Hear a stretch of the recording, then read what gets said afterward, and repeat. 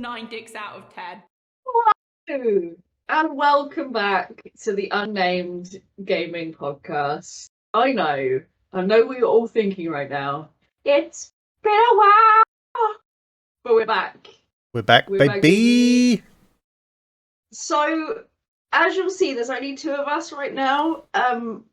If you saw Twitter, you would see that Nettle and I were lambs, and unfortunately, one of the rituals that I did, I accidentally sacrificed her. So, yeah, I'm working on getting her back. So hopefully the next time we record, Nettle will be available and back from the dead. So sorry, Nettle. Wherever you are. It was an accident. It was just tentacles. It was crazy.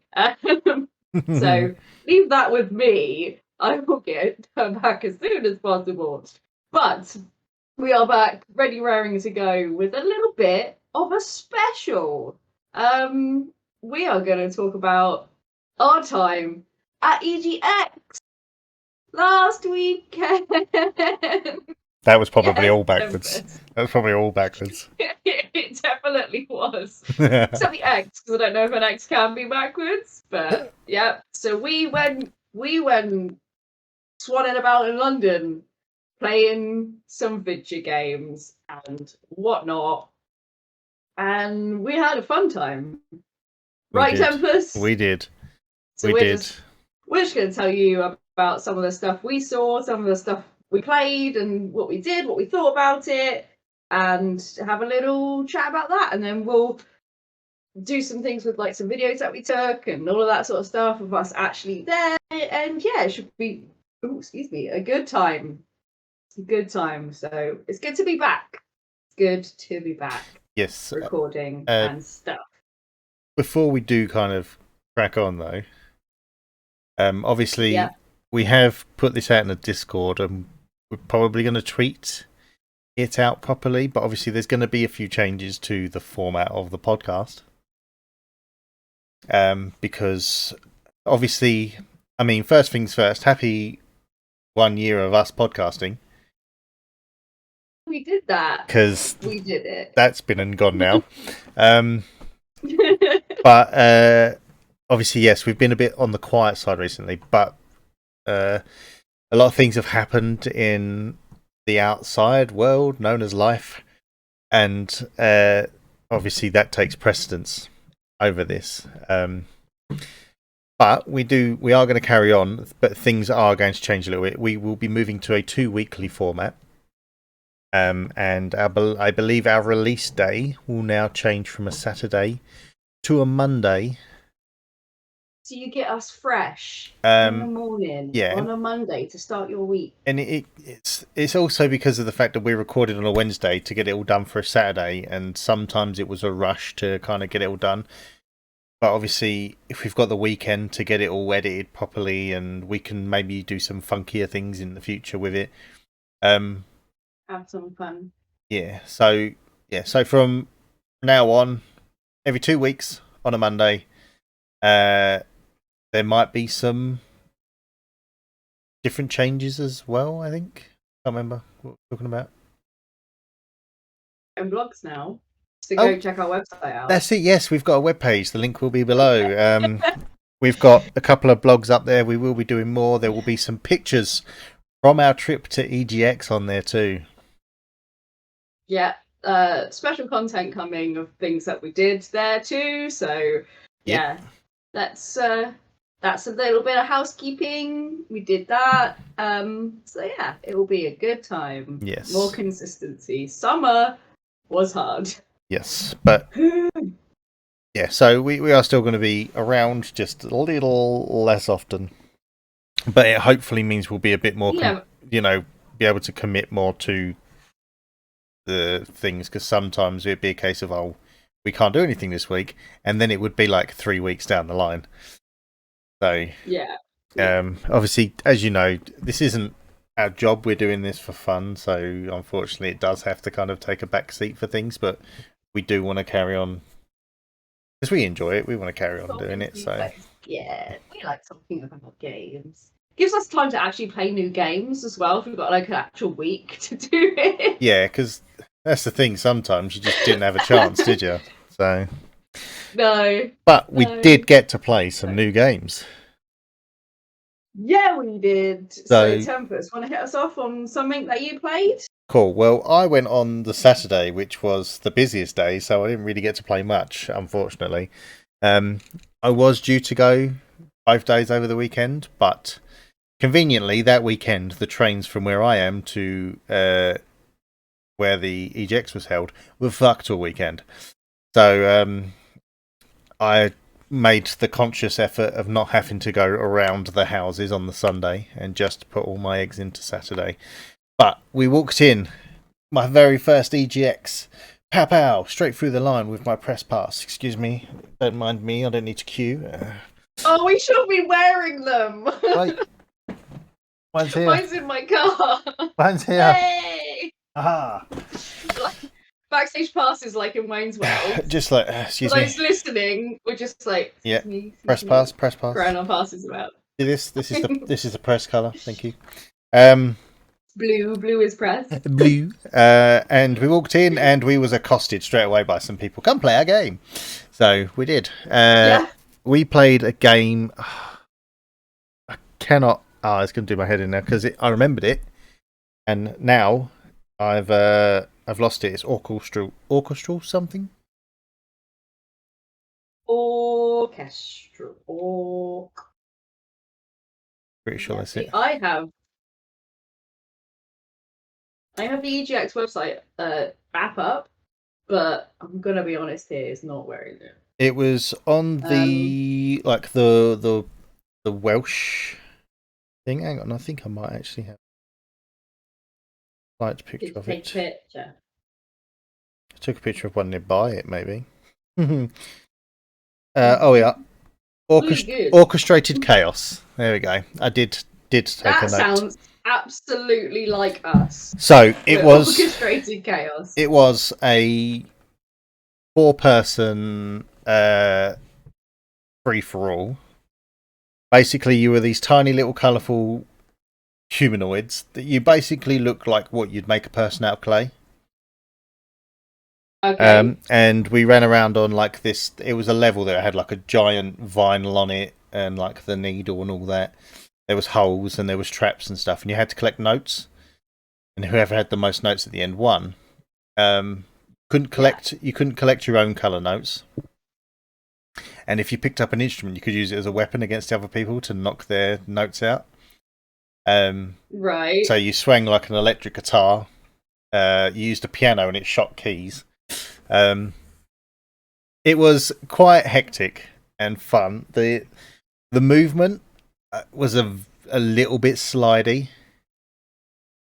Yeah. So like it felt like you were kind of like the controls weren't quite there. But like to be fair, this was made by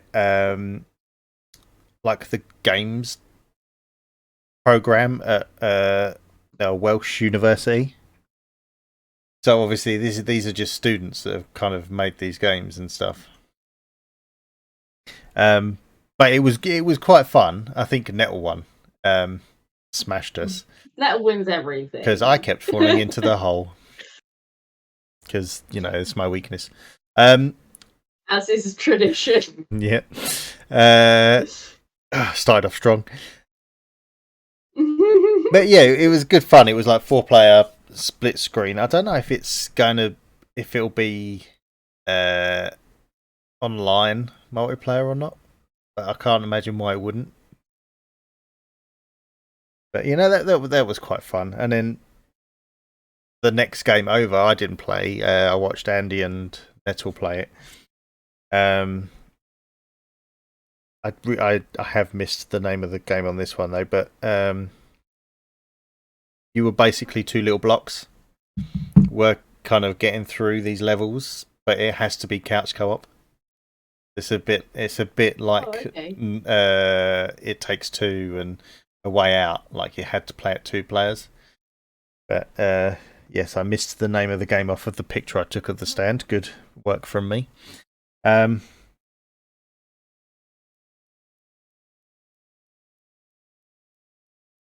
Yes, they were like the first two things we kind of looked at when we got in there. And then obviously we went to go and do the cosplay stuff. And that's where you turned up. And I had a grey face both days. Grey face. Grey face. Grey face. Which was fun. And then I turned up, and then what did we do? You didn't I lead you toward dice?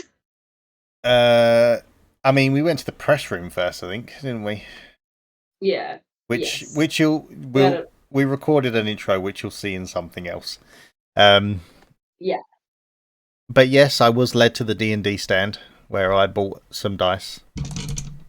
These dice, in fact, because they're always handy to have dice scattered on my table. But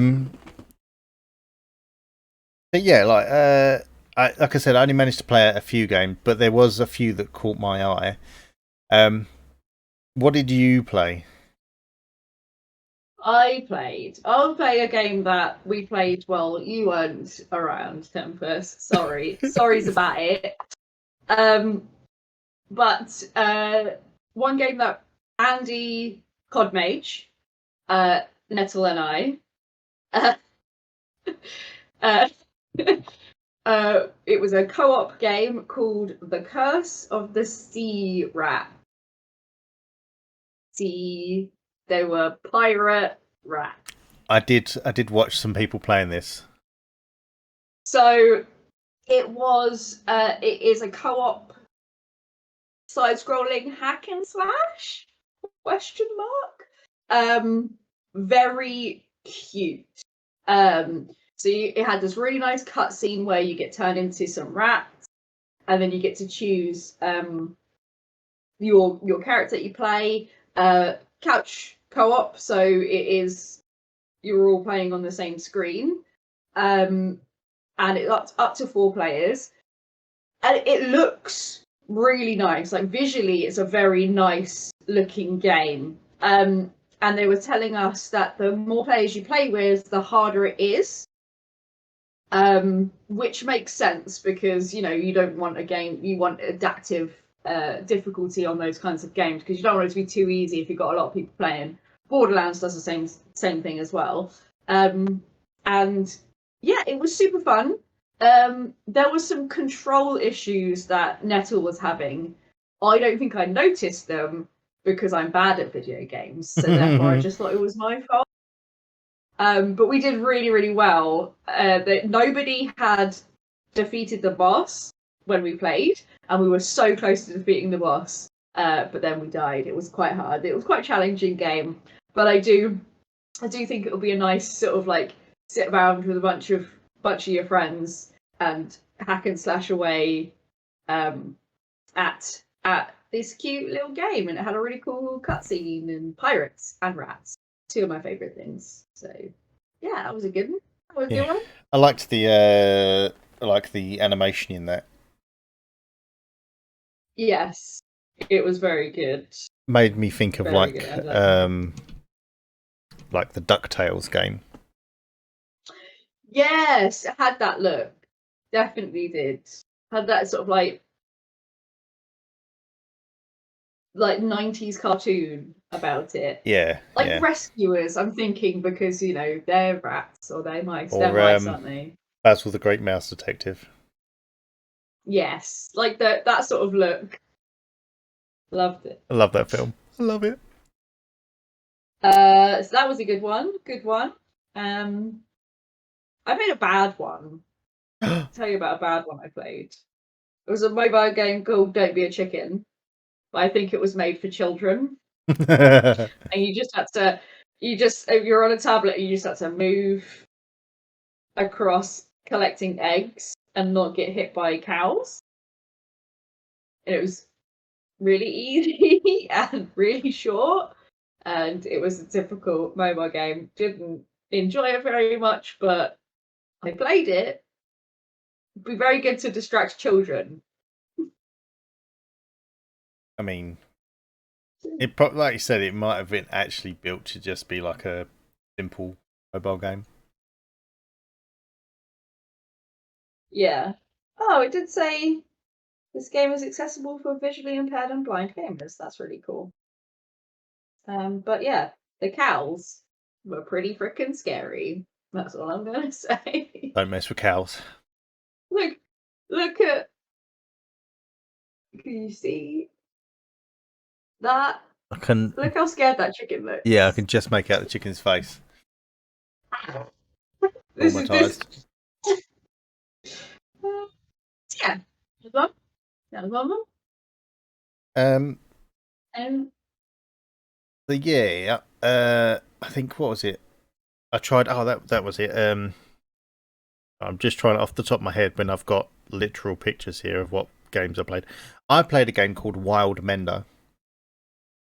Yes. Yes. If you we had to pry Tempus away from this game. If you like your kind of like base buildery games, like survival base builder games, but kind of more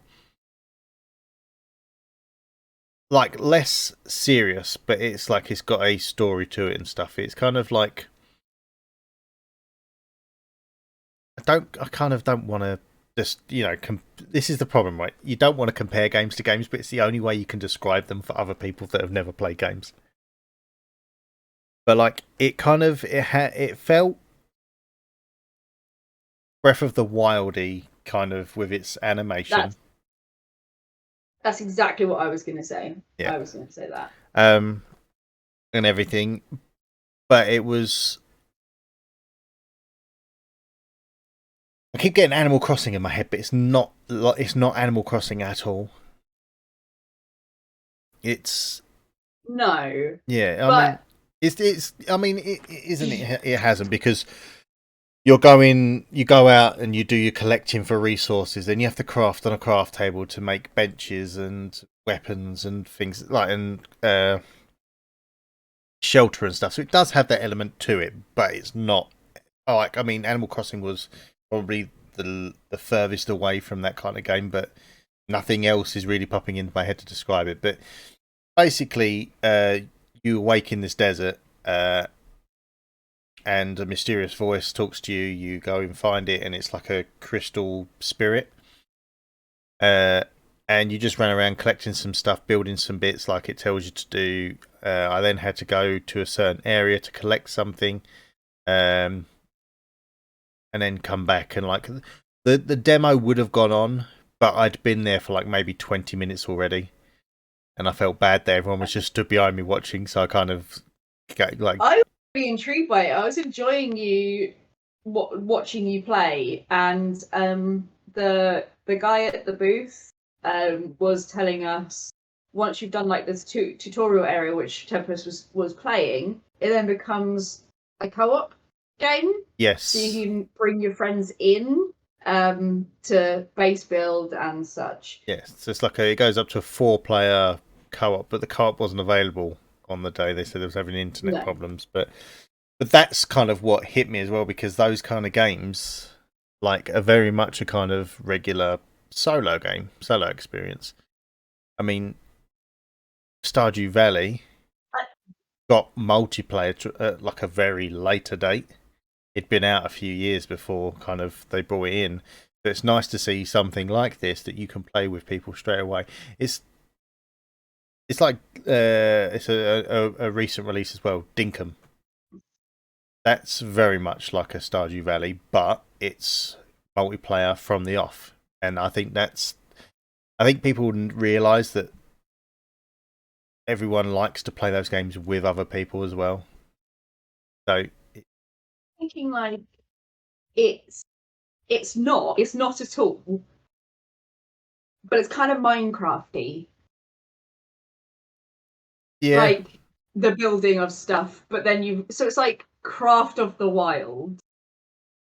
Yeah, it's because you got that multiplayer element as well. Yeah, it's anything it's like not that. Sandbox. No, it's anything like a base. It's basically a base building survival game, because you need to watch your food and your drink and your health, and you need to build stuff to survive and move on. It's just very much less in a serious kind of format from some of the games that are out there, like Ark, yeah, Evolve. The Infected's a good one. I like The Infected. I watch it, and I can watch a lot of people playing it. Shout out to Grojan and the only Lonzy. Daisy? Daisy. The zombie one? Daisy?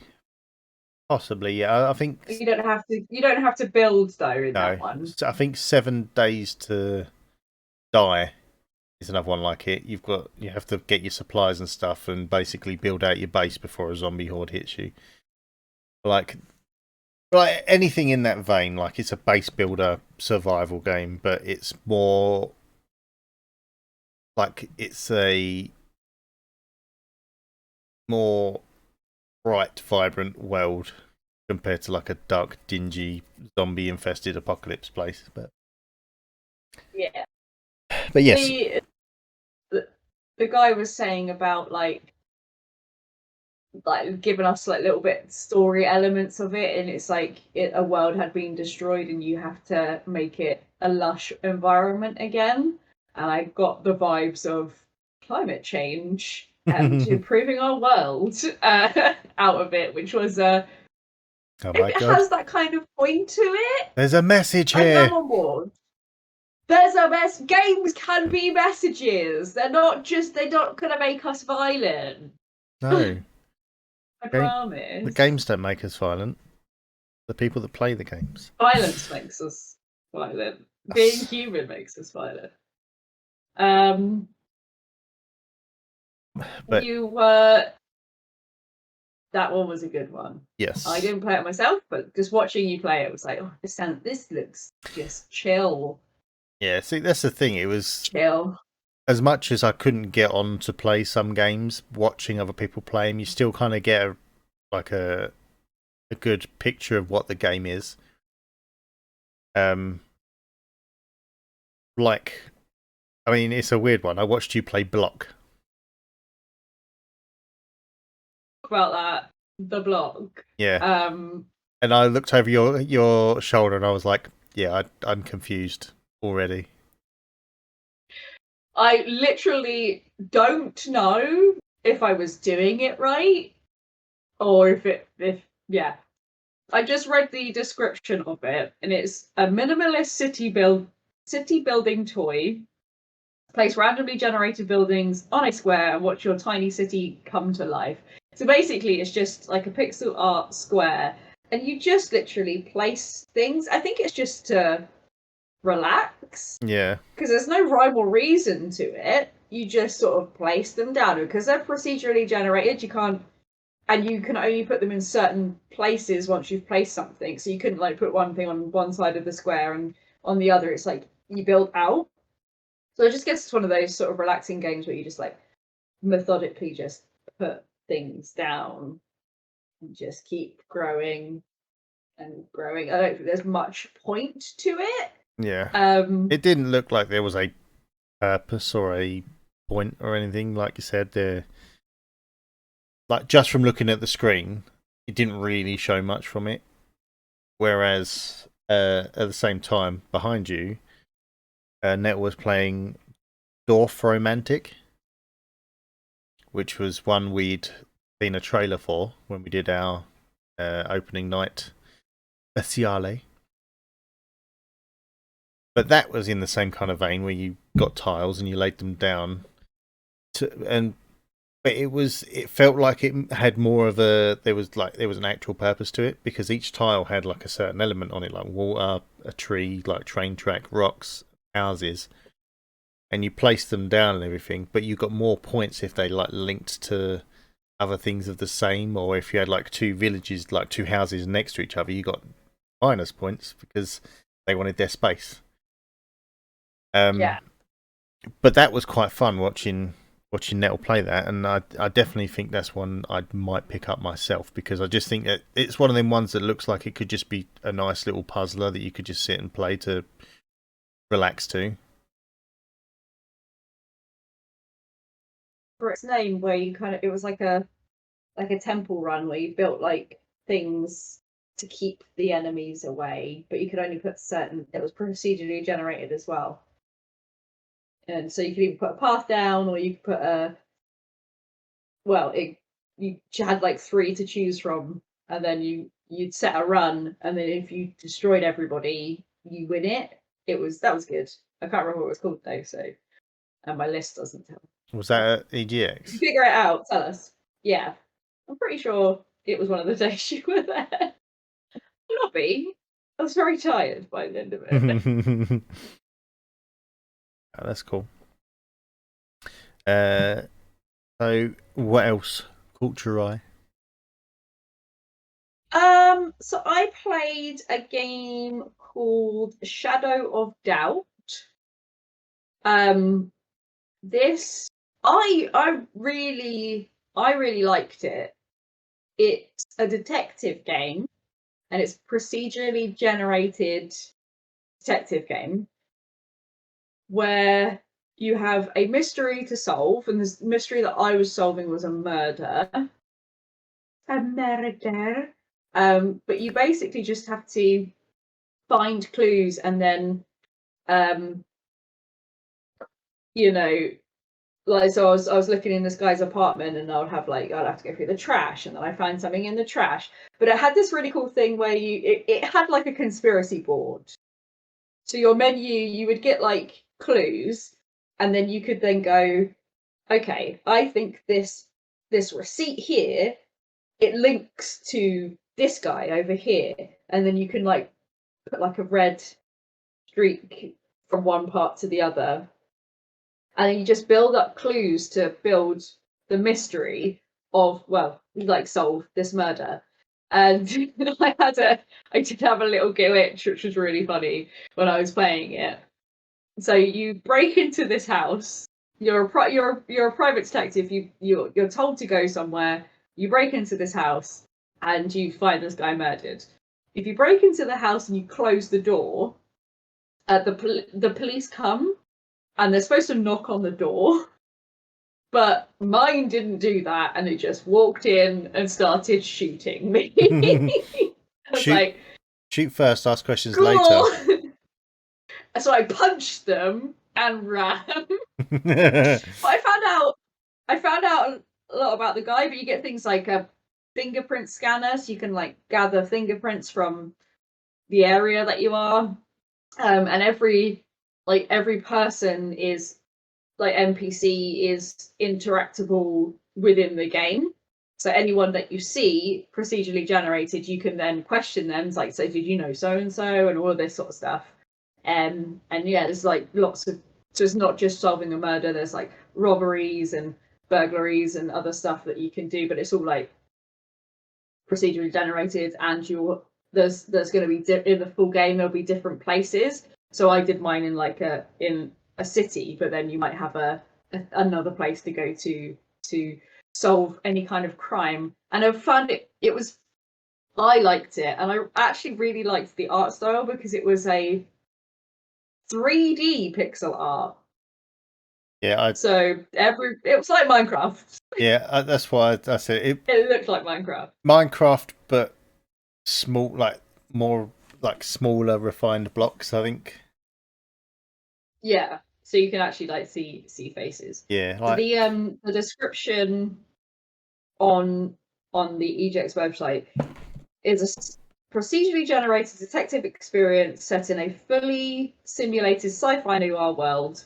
It has an open world where you can truly put yourself in the detective's shoes, and like you figure out how you're going to solve whatever crime you get.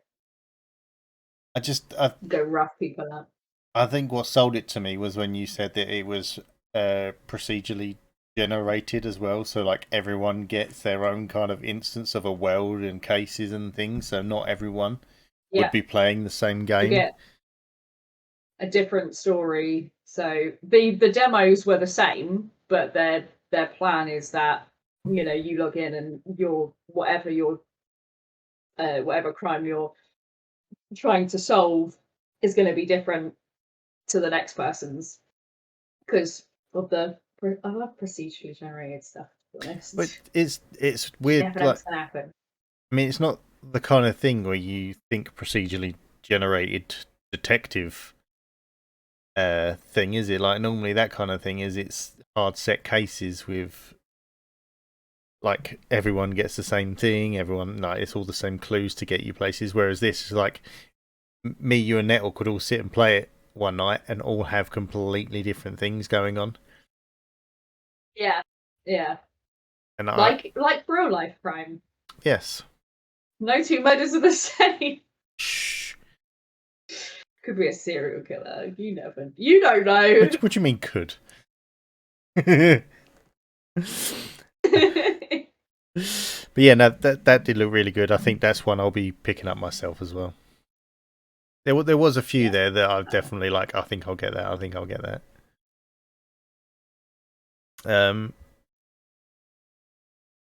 So obviously, there was a couple of big name games there as well. Obviously, the main kind of sponsor was House Flipper 2. Didn't get to try that, but because I think there was we like House Flipper 1. Well, there was right. There was like 3 big games in the middle, wasn't there? And there was practically a queue like going around the things the entire time. It was House Flipper 2, Sonic Frontiers, and Wolong, which is the like Journey to the West Monkey Magic game. I think it's supposed to be like almost a Souls-like game, isn't it? I know people hate when you compare things like that, but I spoke to a friend who played it. They said it was real hard, so I assume it was and it wasn't very intuitive with maybe just being the demo. It wasn't very intuitive with like choosing your class and stuff like that, but it's very difficult to build a demo that's gonna really cater to everyone that's gonna try and play. But they were like, it wasn't easy to know how to stealth and things like that if you choose a stealth character and stuff. yeah. So maybe the full game will give you proper tutorial. They just maybe didn't have enough time in the demo. But I feel like if you're doing a demo, you at least give a small, like, this is how you do the stealth. This is how you do this. Yeah, it's a bit weird that they give you a game to play and there's like no explanation of how to do anything. Yeah. But obviously our friend Ash went on the Friday. He told me he played Sonic Frontiers and said it was like actually really good. Yeah. Open world Sonic the Hedgehog, so I like Sonic Adventures, and I know people hate Sonic Adventures, but I really Sonic like Adventures was probably one of the better ones, to be fair. I think Big the Cat was the only thing that Sonic let that 06. down. Hey, you leave out of this. Gotta get my frog. But they were like the 3 big. There was also Splatoon. Splatoon 3. Yes. A third Splatoon. I don't know what more I can say about it. See, if I'm honest. The thing is, Splatoon feels like it should be one of them games where they just added stuff to the original game, but yeah, like it's one of them ones you could have just kept adding content to the base game. But is what it is. They also had, and I found it really weird that this was so freaking busy all weekend, the Modern Warfare 2 beta. Like, just go home and play it. Yeah. You don't have to wait 45 minutes in a queue. Sir. It was an odd one, wasn't it? Just considering, like you said, it was the beta weekend or stuff was so. Yeah. It just odd one. I've I'm gonna wait for 2 hours. Go and play one of the indie games. I mean, guys. There's a lot of people that I know who have been playing the beta, and they've all come out and kind of said it's like not good. It's Call of Duty. I know, like the thing is, I think everyone was hyped for the fact that they'd gone back to like a Modern Warfare from like the last ones, which was Cold War and Vanguard. what I think doesn't help is that they release one every year. Like if you put in effort to a game and gave it like a 2-year life cycle, then you've got a lot more time to work on a newer game to give it some new bells and whistles that might make people think, I'll get that. It's been 2 years now. But when you drop like 60 quid on a game and then a year later, it's like with football, it's like the FIFA games, isn't it? You drop 60, 70 quid on a game because they are £70 now on a console.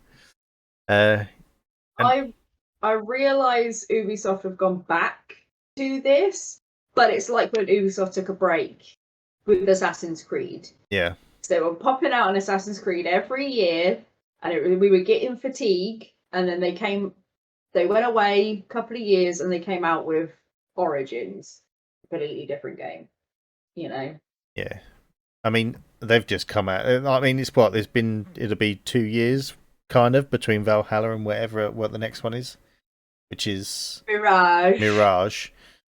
But That's good. What makes me laugh is like, here's the next game, Mirage, and then all of a sudden it's like, here's another 7 Assassin's Creed games to go with it. It's the next 2 in this trilogy, and then we've got 5 mobile games. Yeah. Okay, I'm on board with the next trilogy, but Ubisoft, calm down. Yeah, because it was going to be Mirage, Hex, and Codename Red, isn't it? Yeah, Codename Hex and Codename Red. Yeah, sorry, yeah, because they're not actually officially their names yet. But I must admit, Mirage kind of doesn't do anything really for me. But like out of all of them, Codename Hex, I'm like, what? Assassin's Creed Witchcraft. It's going to be called Assassin's Creed Witchy Witch Time. Assassin's Creed. Don't call it that. Assassin's Creed Baba Yaga. It is Baba Yaga. Baba Yaga.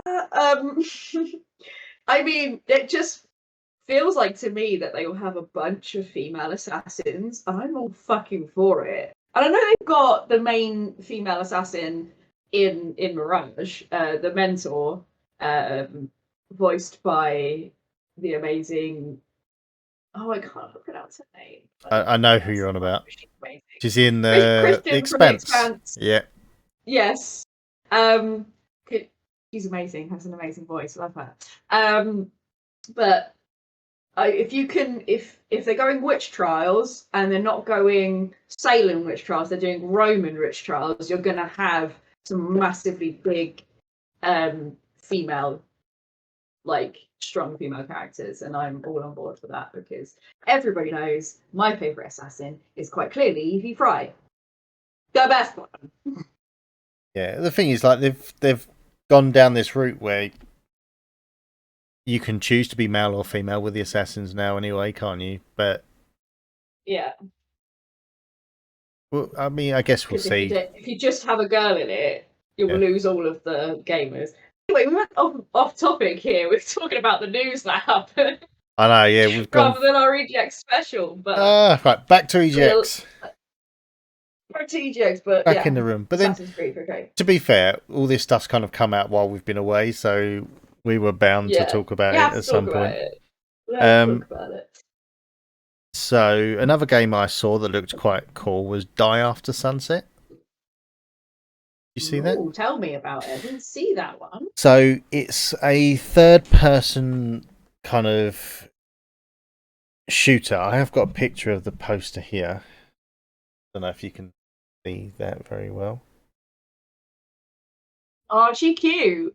So you run around as her with a gun, shooting these weird, smiley creatures that are trying to destroy. Like you're basically trying to.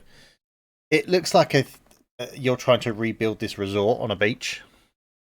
Like without knowing the story itself, this is kind of what I took out of it. So you're on like this beach resort and you're trying to get resources to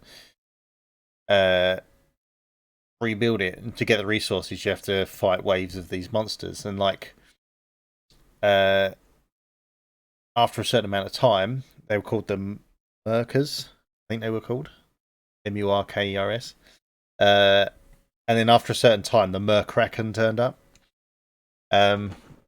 which you then had to go and find and defeat from what I saw. But it looked quite cool. It had a lot of fast dash movement and jump mechanics, which was good. Like I said, third person kind of shooter. You're just shooting things, collecting, guessing it's the currency in the game to then spend to upgrade parts of the resort. Because I went past somewhere and it was like a bar that was kind of mid-built and things like this. But it looked quite fun. It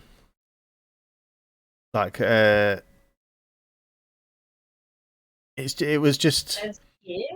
It says here, action-packed roguelite shooter stacked with hundreds of items, unique quests, monstrous bosses, and hordes of enemies. Choose on 3 unique characters, complete quests, and level up after every run.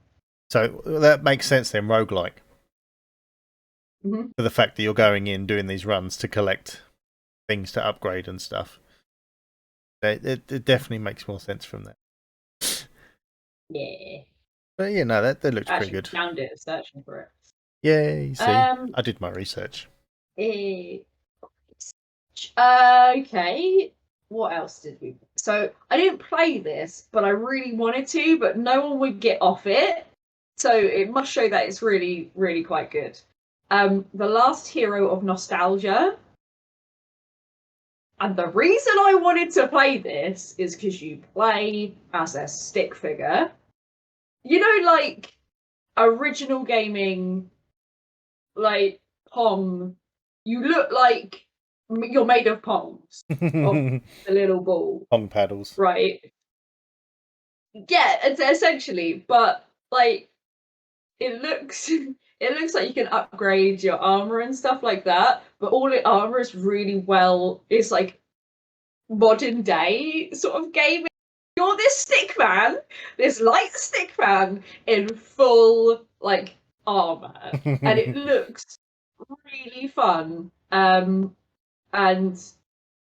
so the description is a satirical action adventure brought to life by Twisted and Wicked Tale, featuring hard but fair combat, full character customization, unique battle armor, and engaging narrative mechanics rich in lore. Nostalgia plunges you into almost certain death every turn.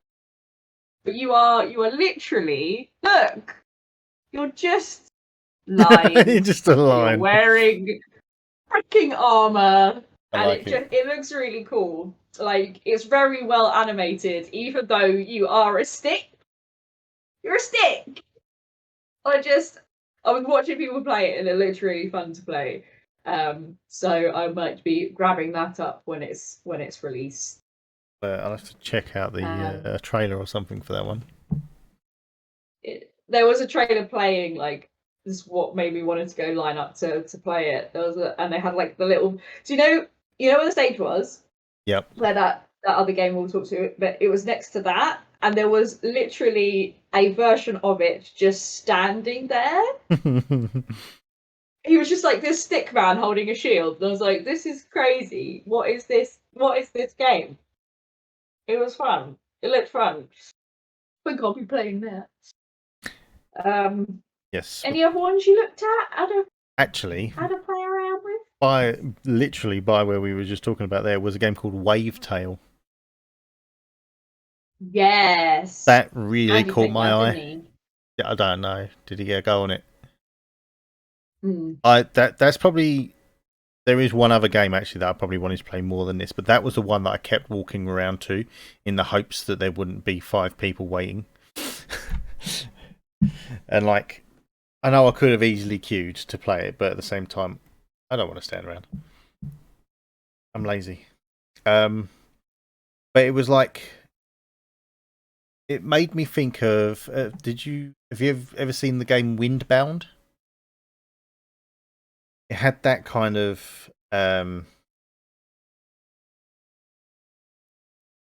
aesthetic to it. They look very similar. Yeah. So that at first I thought it might be like a sequel to it, but it looks quite cool because, like, reading the blurb, Explore an open sea and the decaying archipelago of Strandville in Wavetale. Story-driven action-adventure game introducing you to fed-up fishermen, secretive hermits, maybe a pirate or two. First calm waters and surging waves is Sigrid, a young girl who befriends a mysterious shadow that provides her with the power to walk on water. See, that's the thing that was really cool, is I was watching them do like jump in and your weapon's like a net, like a fishing net. Yeah. And yeah. It feels like a proper like kind of Jak and Daxter style jump like action adventure game. But like I was like, oh, is it going to be a bit like, because like with Windbound, you build a raft and you sail to islands. Or I almost had like Wind Waker kind of vibes to it. And then she jumped on the water and she basically just surfs the water on her feet. And I was like, do you know what? That's really cool. So that is very close to the top of my list of games that I'm probably going to have to try. I think from EGX. There was the one next to it as well, which looked really cute, but I honestly can't remember its name. Worldless. As I've got the picture of it. I don't know. Well, it's the game directly next to it in my picture. Worldless. Yes, that was it. And I saw Andy play that one. Andy played all the games. Why isn't he here? Basically, that section, which was Thunderful games. Yes. They're all Thunderful Group, Thunderful Development, and Zoink, who did one of my games of the year, Lost in Random. Still telling you about that game because it's fucking good. Play it. So yeah, Wordless is a stylized 2D adventure platformer with turn-based combat and mind-bending interpretive narrative. Players will walk the line between physical and astral planes in a shapeless world, embarking on a journey of self-growth and understanding. It looks very like Ori-ish, right. Like Ori and the Blind Forest, like in the aesthetic, and like it's got a very light focus, so it's very, the lights look really nice in it, and people seem like they were enjoying it because again they would fucking get off it. Another game around that area, which was one we did actually get a chance to play on the other side, was the Planet of Lana. Oh yes, I saw that right at the end. I didn't really get to see much of it though. So I'll tell you, Tempus. So it is an RP. I think will they word it as an RPG? I word it as an RPG though. Doesn't actually say. You are a little child, and you got a cat. And it's a side scroller, and you need to like navigate and solve puzzles using your cat. It's so cute. Very, very nice aesthetic. Like, has limbo vibes. Yeah, I get what you mean. It's watercolorish, but then there are these creatures that are like black and they stand out very much against this picturesque watercolor world that you're in. And like some of the puzzles were, it's clear like the connection between technology and earth, like, so everything's like really lush and earthy until you come across like these robots or these technology things that you use, and they are black and blue and very highly contrasted against the rest of the world, and it's got a really nice contrasting aesthetic to it. And your cat is also just a little black with look nice. It is so cute. And Andy was saying it's very intuitive the way that you like command the cat to do things to then solve the puzzles. It's like quite easy to understand where to do, where to put, and what buttons to press to make the cat do what you need it to do to carry on with it. And it did look very accessible. And I'm trying to think. It does remind me of something. I guess it would be again like an Ori as well. like that kind of See, there's a game, side-scrolling. the game that came to my head, and I got it on the Xbox. It was like a free game to play at some point, but it kind of gave me that kind of like you were in like a snowy environment. You were like an Inuit child, I think, and you had like a fox or something with you, and it just gave me like the art style just made me think of that. I know what you mean. Oh. But I can't remember for the life of me what that's called. But yeah, I think it was at one point. But yes. But yeah, it would. I know what you're saying. It's like Limbo or Inside in the sense that it's kind of like, or maybe even. No, I guess stick with Limbo and Inside because it's that very flat-looking animation style, isn't it? Like I was going to say Little Nightmares, but Little Nightmares is quite a bit more robust. But obviously, I don't mean that badly. Like things like that look great still if they're done right, and this did catch my eye as I was walking past it. But, you know. Yeah, very, very nice, very pretty looking. I'll definitely be picking that one up. Very good, 100%. Very nice.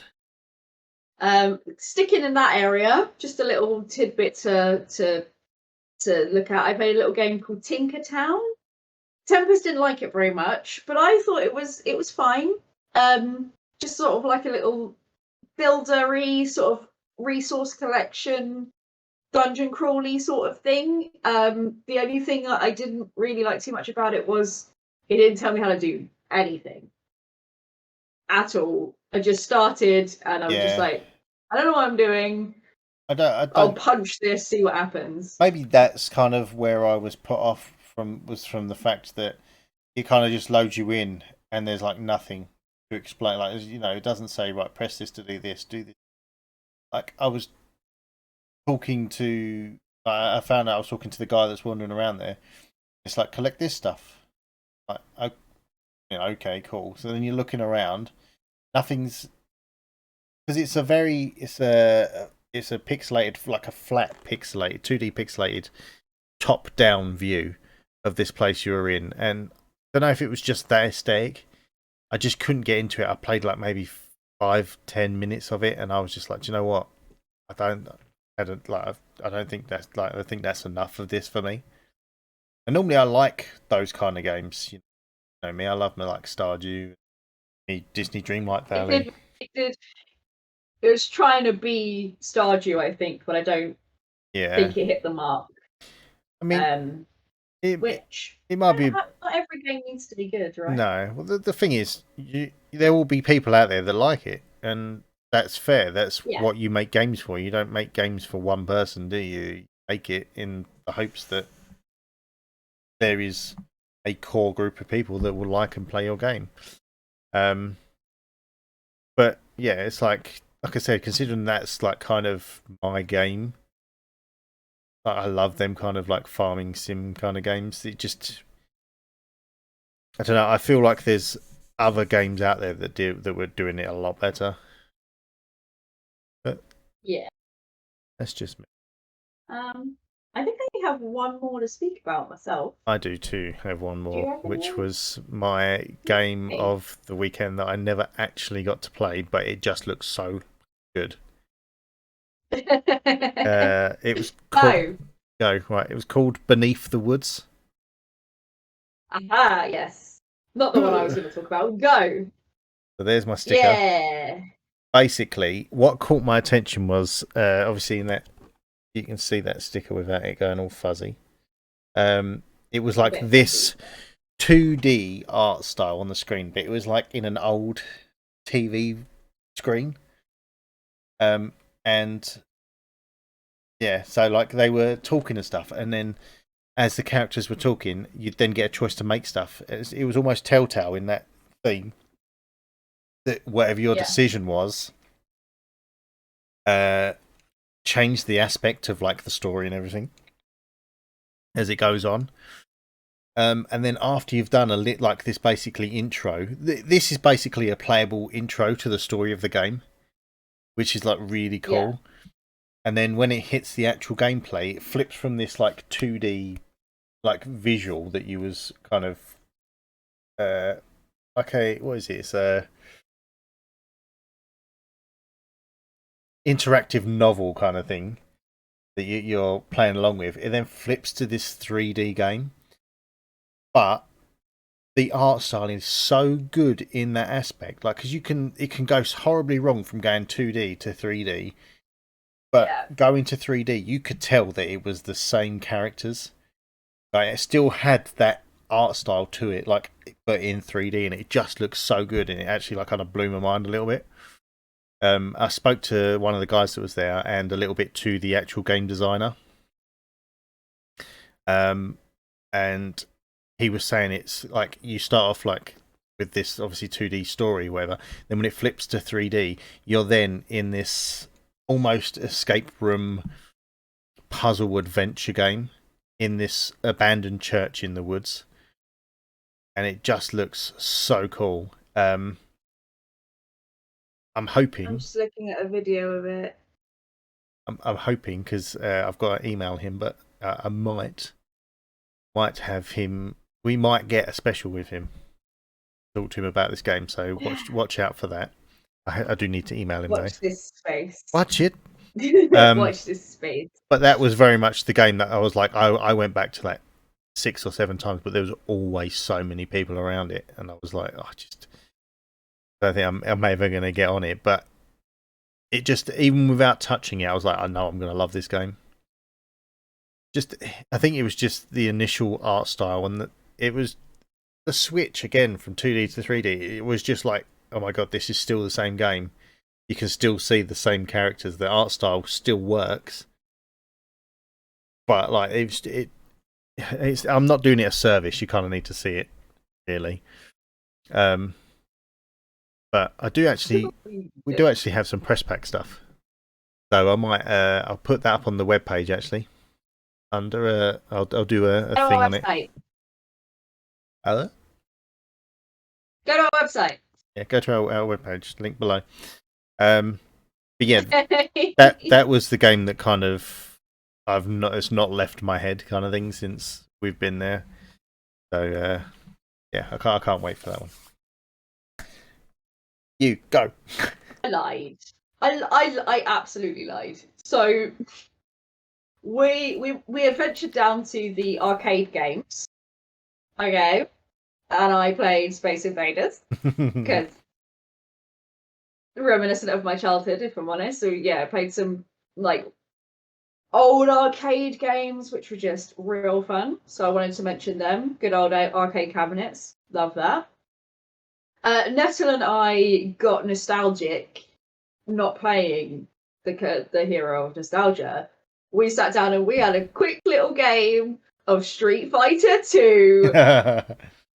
It was brilliant. I just fell back into being a 7-year-old girl getting beaten the shit out of by my brothers. That was a good fun, really good laugh. Nettle absolutely kicking the shit out of me. Playing Street Fighter, love that game, so good. I also played, and again, this is a nostalgia thing. Don't know why I sat there for 20 minutes playing this freaking game. It was a teletext game. Oh yes. So literally, they set up their own teletext. And for those listening who don't know what teletext is, back in the day, all right, we had 4 channels. Okay. At one point, we only had 3, but I remember 4 channels, and that was BBC One, BBC Two, ITV, and Channel 4. That's all we had, and we had teletext, okay, which was a little button you press on your remote control on your terrestrial TV, and it used to give you like. It was basically Google back in the day. It was Google, but you had like the weather and radio stations and a TV planner, TV guide. Yeah, airplane flight information. Yeah, airplane flight information. Football and they scores. Had a game called Bamboozled.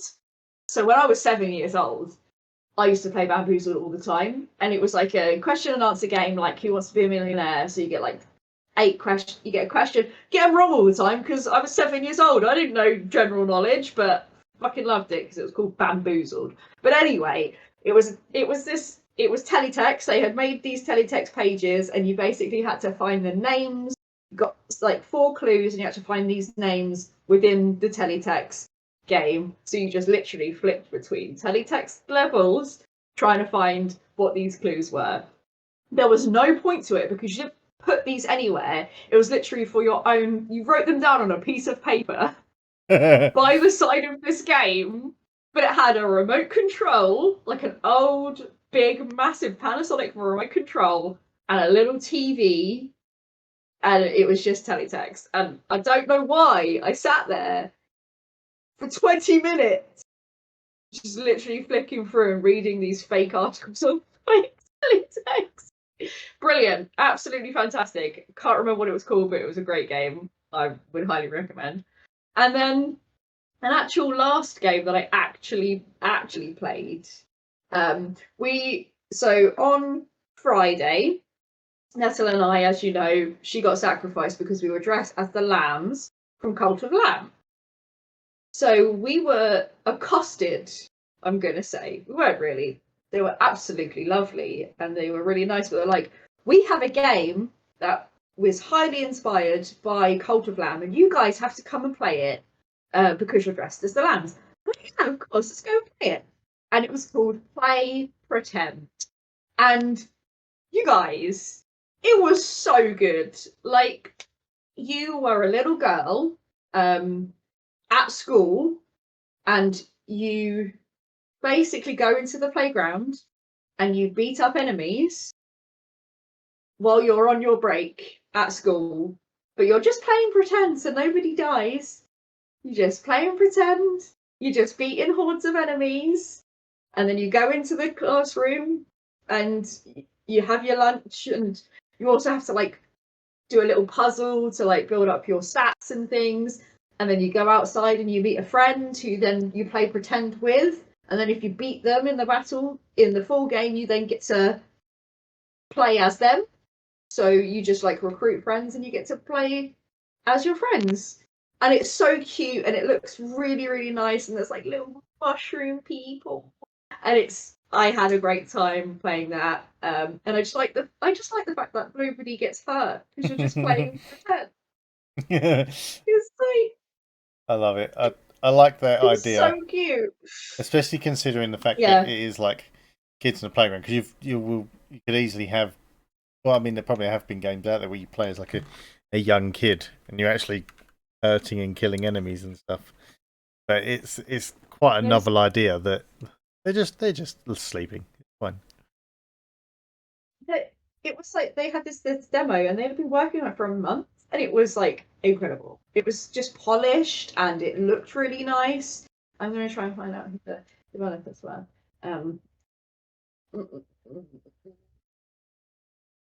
These things don't say. But yeah, it was. I really liked it. And it's not just because they liked our costumes, like dragged us over to it.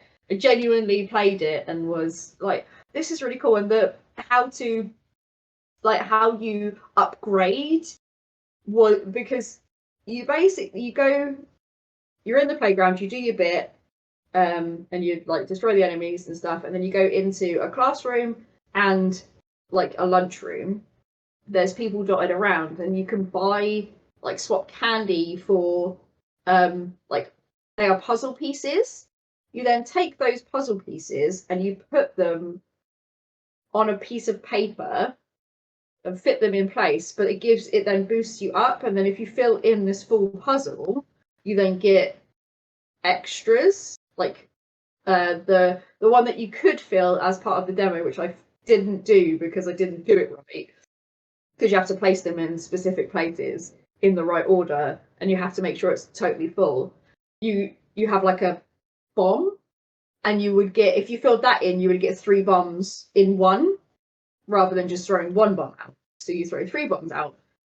But you have to be strategic of where you put your puzzle pieces so that you can actually fit them all in to fill it up.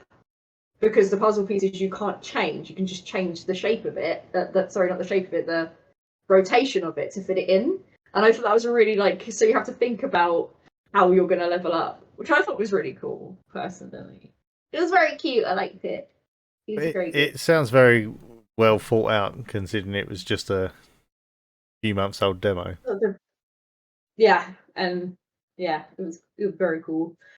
I'm glad they pulled me from getting a free Rio because I was getting a drink. I mean, and asked me to play. I will touch on one final game that Andy played. Schrodinger's Cat Girl. Yes. Basically I'm gonna say like it was like a picture book kind of game, if you know what I mean. A bit like what was it we played? The story, you know, the story game. I can't remember what it's called now. So I'm just going to open up my Xbox app on my computer so I can get the name of it. It loads. As Dusk Falls. So basically, it was like a still image, but you'd go in rooms and then you'd use your mouse to click over objects, and they'd talk about it and things like that. But basically, it was like a murder mystery thing where you was two people going into a house to find out what happened to Schrodinger's cat girl. And it just the art style looked really cool. It was quite scrappy, I want to say. Yeah. Like it was. Yeah. I mean, it looked good in the way it was. But like it was just the concept of like, is the cat girl dead or alive? It's like you get locked in this mansion to find this cat girl. It's both. Yeah. Schrodinger's cat girl. It is the mansion. But yeah, like that was quite funny. Yeah, it was cute. I did forget another one as well. I didn't play it, but I had a chat with the maker of it. For Hexposure. Yes. That looks really cute. Again, sort of like those puzzly games, but I just like the fact that you're an influencer witch who is doing things for clients to get exposure. It's like cool.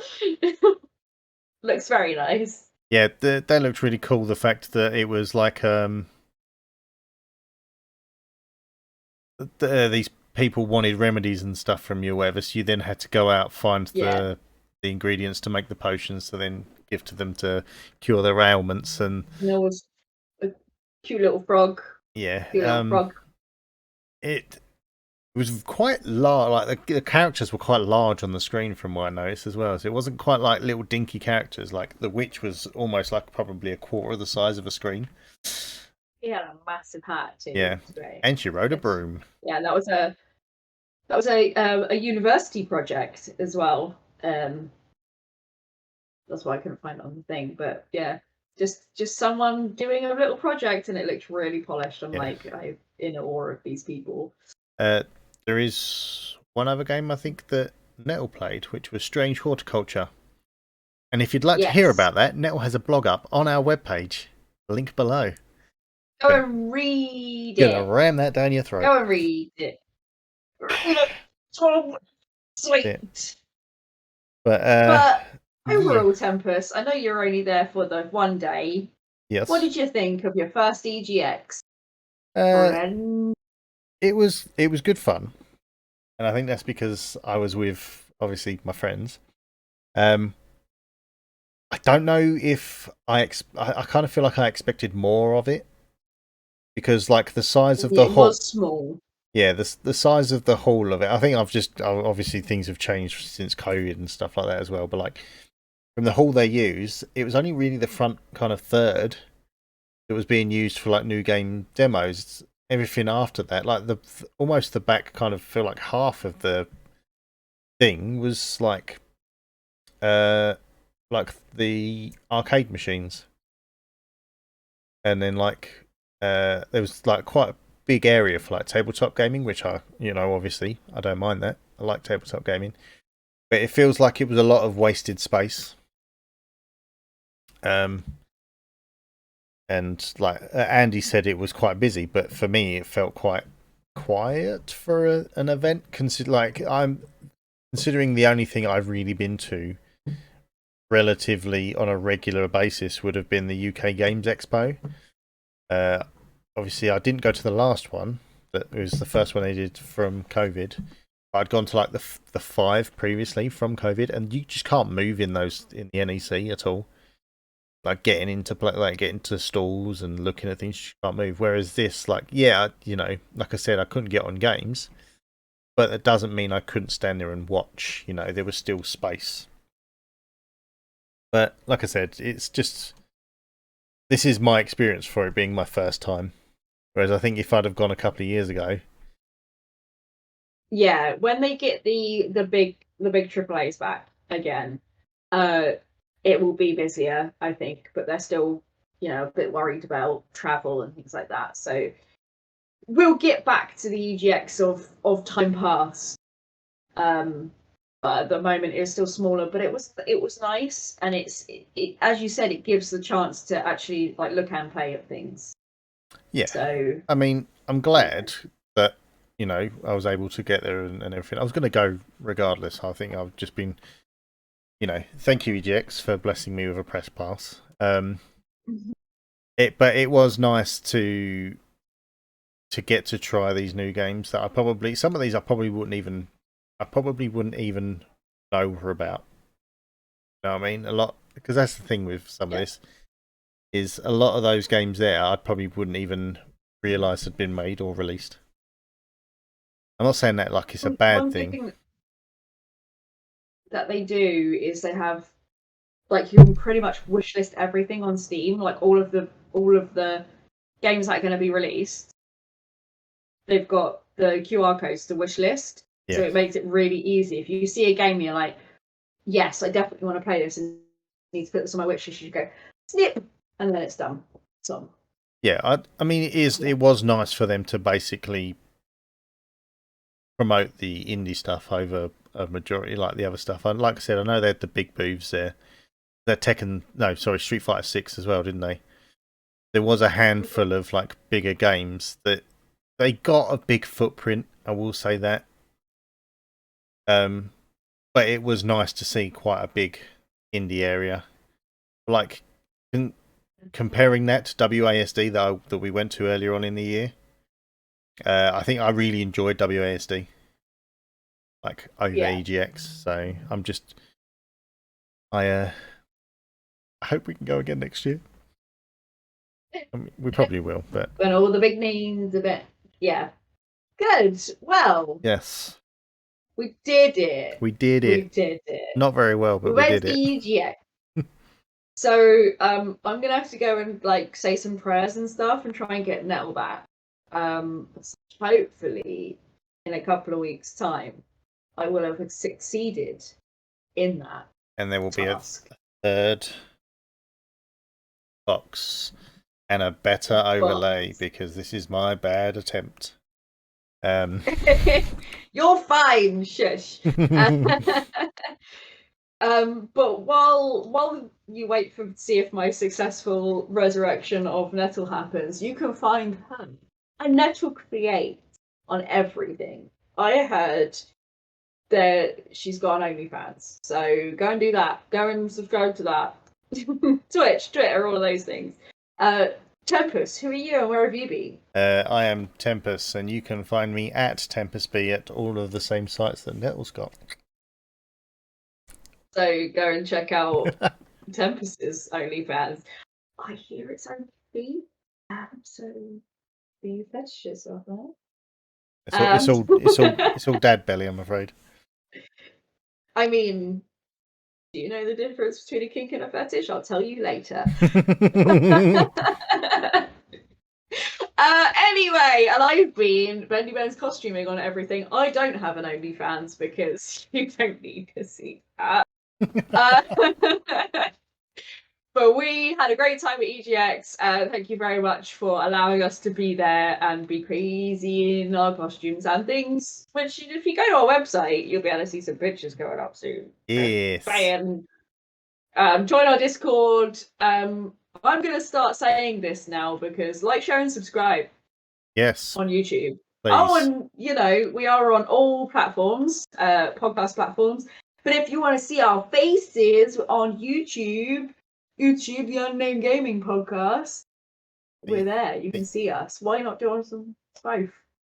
We would appreciate any likes, shares, follows, ratings, the whole lot. You know, we've been quite lucky with the fact that we've still been growing, even though like we've not been doing anything. So, I mean, any help to help us push on, because if we can do this a bit more often with other things, you guys can help us by pushing us out there. You can follow us as a gaming podcast. So you can follow us individually. Do that. But over on Twitter, we are T_U_G_P. Go follow us there. Ask us questions. Our usual format. We'll be back. This is just a special because we were doing fun stuff at the weekend. But yeah, ask us questions. Want to find out what we think about something? Tweet at us. Give us a go. We'll answer it probably because we've run out of questions to ask ourselves. There is also a form on the webpage you can fill in for that exact thing too. Website. Link down below. Our intro music, I'm just going to pop it out there, by our friend Masto Dan. Go to. They're great. And we're on Twitter, Instagram, TikTok. Not Facebook. Not Facebook. No point. Don't need no boomers telling me that games cause violence. I cause violence by you commenting on that. Anyway, I've gone off. That's us. I hope you enjoyed yourselves. And then come back in a couple of weeks' time where we're back at our normal format and our normal amount of people, I hope. Pray for me to get Nettle back. If not, I'm going to break the glass for the emergency host. Yes. Yeah. Good. Excellent. We love you. Thanks for sticking with us. Yes. And here is to year 2 of the podcast. Year 2. Yeah, baby. Season 2, baby. Campaign 2. Wait. Bye. Yeah.